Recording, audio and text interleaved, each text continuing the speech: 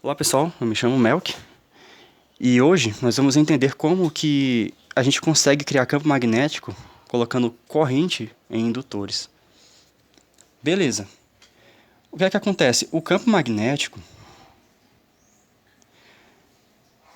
ele é criado ali por correntes elétricas de cargas, né? No caso a gente tem os elétrons aqui, ó, certo? O fio está aqui.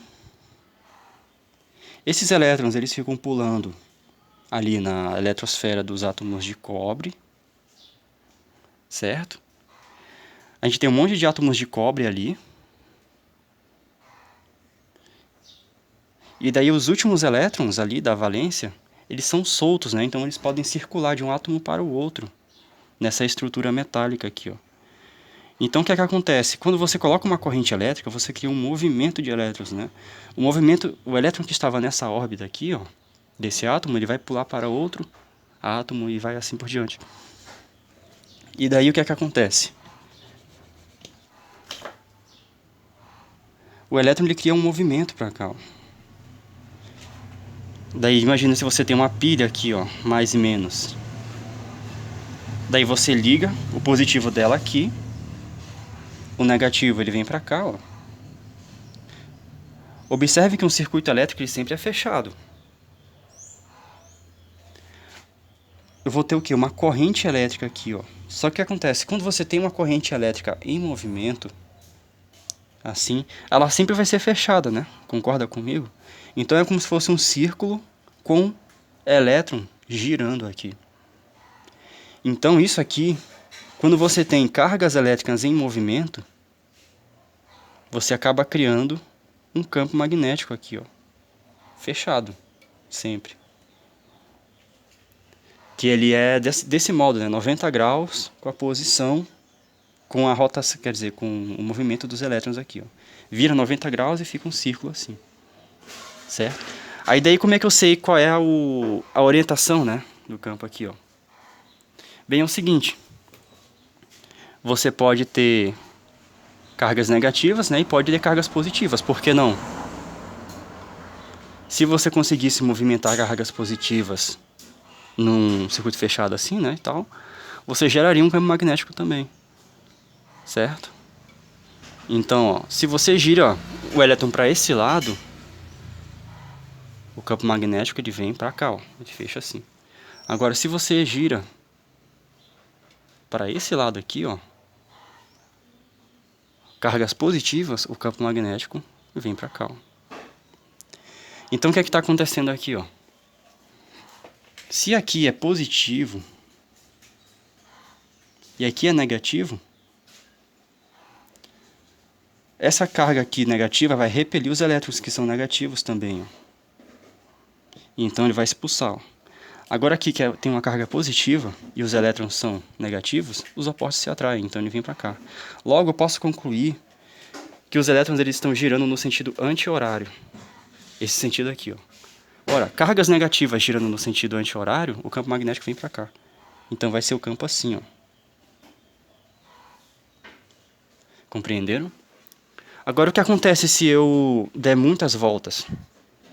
O campo vai se somar, vai ficar um campo mais forte. Ou seja, o campo magnético ele é proporcional a corrente elétrica, número de espiras, certo?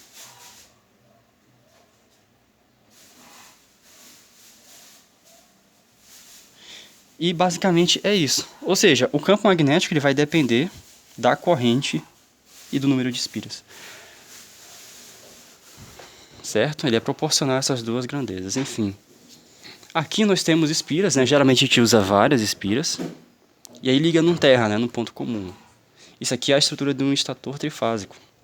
Ou seja, a gente tem 120 graus separando cada uma das bobinas, né? 120 vezes 3 dá 360. Beleza. Agora o que é que eu faço? Eu vou escolher aqui duas bobinas, né? Para poder colocar carga.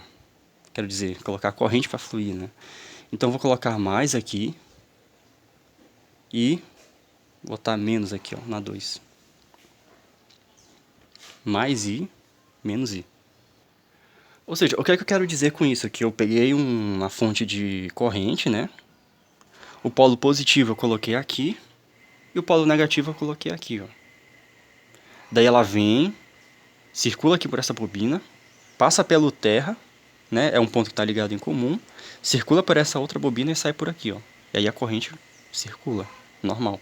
Por isso que a gente fala corrente circular, né? Por causa desse conceito aqui, ó. Então, beleza. Ó, vamos observar o lado, né? Olha só, essa bobina está girando no sentido... A corrente ela vai entrar aqui, né? Tá normal, os elétrons. Só que é positivo, né? A gente vai... Você pode fazer essa troca aqui, ó. Ou você usa a carga negativa, convencional negativa, ou positiva. Por isso que a gente tem o sentido real e o sentido convencional de corrente elétrica. A gente tem o sentido real, que é a partir dos elétrons, né? E a gente tem o sentido convencional, que a gente imagina que as partículas ali, carregadas, são positivas. Mas no final das contas o campo magnético vai orientar para a mesma coisa, né? Só que uma é o inverso da outra, certo? Então aqui, a gente pode começar logo daqui, ó, com elétrons, né? Que nem o exemplo que eu mostrei aqui, ó. Olha só, aqui o sentido é, todas as bobinas no estator normal, elas são bobinadas para o mesmo lado, né? Horário, horário, horário. Horário, né? Desse lado daqui. Aqui já está no sentido anti-horário, né? Eu tenho que mudar. E aqui, mudar. Então, pessoal, acho que eu já consertei, né? Continuando com a explicação, ó, aqui no negativo, os elétrons eles vão correr no sentido diferenciado, né? Horário aqui, ó. Então, se eles vão correr no sentido horário, o campo magnético ele vai para cá, ó. Certo? Ele não vem para cá. Então é interessante, né? Você sabe, não precisa saber, né? Mas para a compreensão do nosso modelo aqui, do nosso motor, é interessante. Agora aqui o que é que acontece? É uma corrente contrária, né? Então vai estar assim, ó. Porque ó, a corrente ela entra por aqui, ela entrou girando aqui no sentido horário, passou por aqui, ó. E ela, no caso ela já está saindo para cá. Então aqui é como, convencionando, né? Como se fosse prótons que estão indo para cá. Então a corrente ela se inverte, né? Ou seja, se você entra, a corrente entra por aqui e ficou assim, se ela vai entrar do outro lado da bobina, o campo ele fica invertido.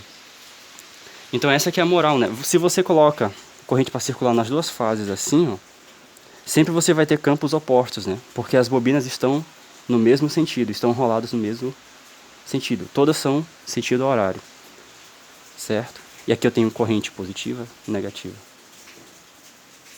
Ou seja, eu coloquei uma pilha aqui, positivo, negativo, isso. Então sempre que eu escolho duas fases, o campo que vai gerar a soma, né? Ele vai passar por aqui, ó, certo? Sai de uma bobina, passa pela outra e faz a volta. Só que essa volta é tudo no estator.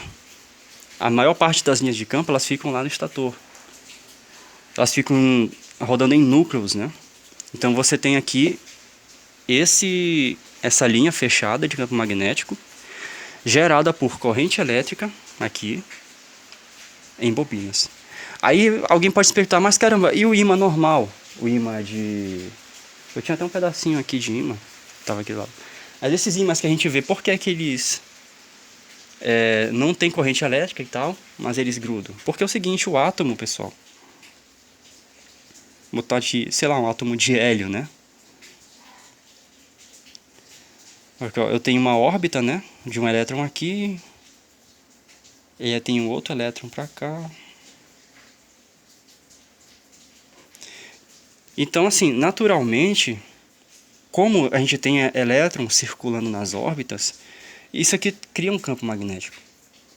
Então, os átomos em si, eles têm campo magnético ali devido a isso, devido a cargas elétricas em movimento, né, em órbita ali no núcleo deles. Só que o que acontece? É muito espalhado. Ou seja, se você tem um pedaço de ferro aí, ou um campo é para cá, o campo magnético é para cá, outro é para cá, outro é para cá. outro vem tudo doido. Ou seja, como eles não tem uma orientação certa, todos eles se cancelam. Todos os campos vão se cancelar ali, nesse bloquinho de ferro. Então acaba que ele não tem magnetismo nenhum. Mas aí se você pega esse bloco de ferro, coloca aqui num campo magnético gerado por uma bobina, esse campo magnético ele vai arrumar esses microímãs, né? Esses mini domínios magnéticos aqui. E daí, enquanto tiver o campo orientando eles, claro, alguns vão ficar doidos, né? Mas vários domínios magnéticos vão se orientar. Ou seja, você tem um campo magnético entrando e saindo aqui, ó. Muitos domínios magnéticos vão se orientar. E daí, esses domínios vão somar o campo magnético deles com o gerado. Certo? E isso aqui é a principal razão de você usar um núcleo aqui no seu rotor, estator. Porque você concentra as linhas de campo, né? Devido a esse efeito aí. Então, por isso que se utiliza materiais ferromagnéticos, né? Agora, quando você cessa esse campo magnético externo pela bobina, o ferro ainda vai ficar um pouquinho magnetizado, né? Mas a tendência é, como eu já expliquei, o material vai voltar para o seu estado de menor energia. Ou seja, se você mudou algo que é natural, ali você tem uma energia armazenada, né? Mas se você tira esse fator externo que está mudando, aí ele vai tender a voltar. Com o tempo ele vai perder o magnetismo dele. E vai voltar a ser só um ímã ali, sem magnetismo nenhum, né? A tendência é sempre voltar a ter todos os domínios desarrumados. Só que assim, a curva de desmagnetização, né, no tempo, ó, T, B. Você vai ter uma redução assim. Só que tipo, a tendência dela é nunca se desarrumar completamente, sabe? É meio que uma tangente assim, que é uma assíntota. Então, ele logo de cara ele reduz muito o campo magnético que ele gera aqui. Depois fica bem pouquinho. E acaba que fica tão fraco que é praticamente zero, né? Então é isso. A gente coloca um campo externo e aí a gente consegue arrumar os domínios magnéticos aqui. E é isso aqui que seria um indutor com núcleo, né? Você tem as espiras e tem um núcleo lá dentro, que é um material que vai ter os seus domínios magnéticos arrumados, né, e tal. E por isso que se amplia tanto a indutância da sua bobina, certo? Então no próximo vídeo a gente já vai entender como que a gente vai fazer essa interação com o rotor. O estator vai interagir aqui com o nosso rotor de 4 polos. E daí a gente vai fazer ele girar, certo? Até o próximo vídeo.